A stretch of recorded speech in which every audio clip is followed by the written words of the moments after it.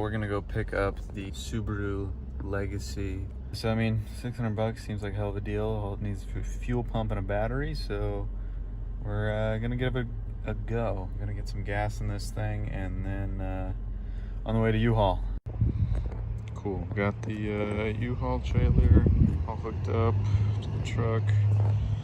Heading down to San Jose now. Gonna look at the car. All right, guys. Well, we're back. Jack's under there, taking off the drive shaft. It's all-wheel drive right here. So we have a little dolly, and you can't really drag it. So we're gonna take off the drive shaft, hopefully, and zip tie it out of the way so the back wheels can spin. And so yeah, we're here. Car's been sitting for a year. Pretty cool little 4-door hatch. We're zip tying this thing together. This thing, drive shaft. See how we separate it so the back wheels will be able to spin freely. See, ooh. Okay.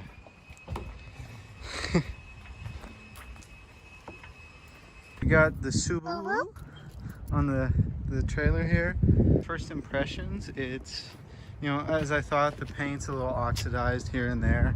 There's a few like dings, scratches, but I mean, it was like a family wagon for a while, so I don't know what I expected. I mean, yeah, like I said, a little bit of oxidation there, but generally pretty decent. We disconnected the drive shaft, put it up here, and she should be good to go. Give her the love she deserves, and see how much she hoons. Yeah. Got the battery that's apparently gone bad, so we're gonna try and get that out and go get a replacement for it. Get it off the trailer, fuel pump in tomorrow morning, new battery in tonight, and then theoretically it should be running. Okay, it is 7:10 the next morning. We've gotten the car off the trailer.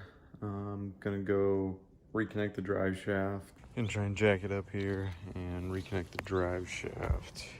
Good note to self if you're gonna work on cars. Try and write down which way the bolts go, because I have no idea which way the bolts went in the drive shaft, so this will be fun. Zip ties got shredded, but it looks like they still did enough from keeping the drive shaft to spin, which is good. So get that reattached. Bolt is in, so gotta rotate the wheels a little bit, and we'll be able to see the fourth one. Get that in there.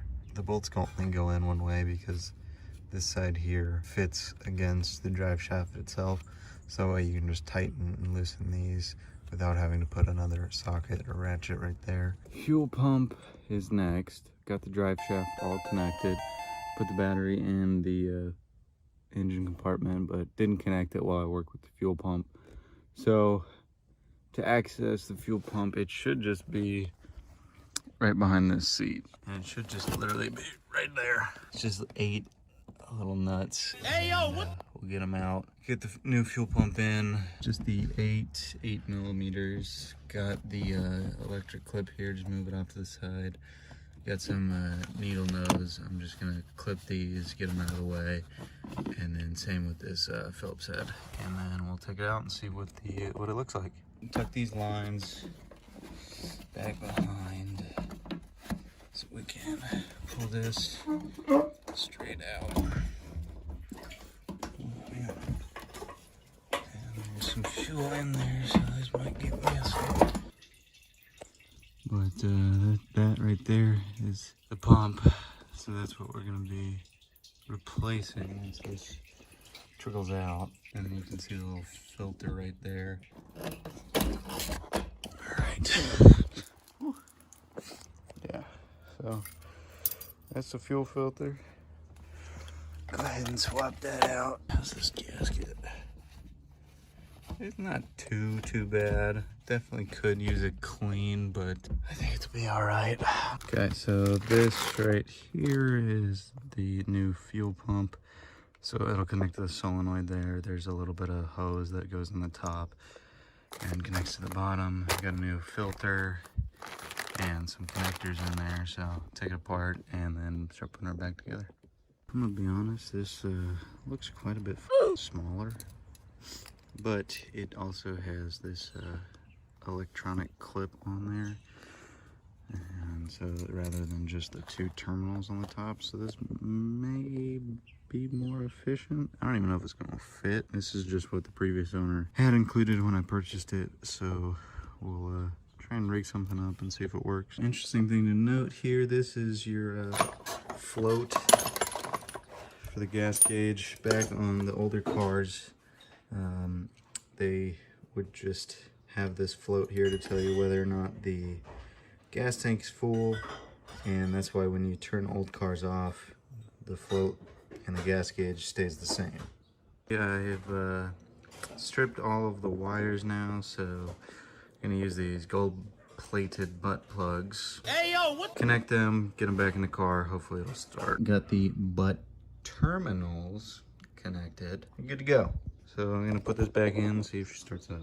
Man, I left the doors closed. It smells like gasoline in here. Sending her back in.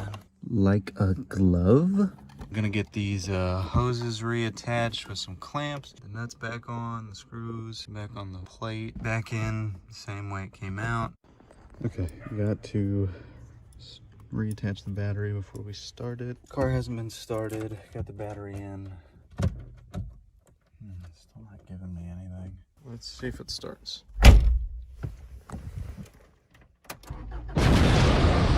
Just kidding. Oh shit. Got some power. What is that noise?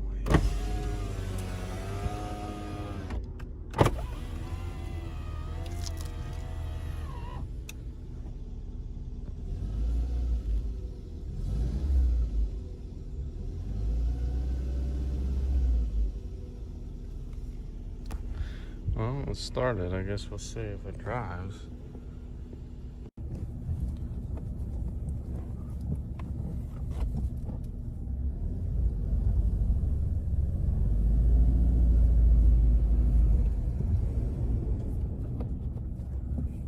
Power windows and everything. It's kind of stunning. Nice. There's a crusty seatbelt. Okay, let's go.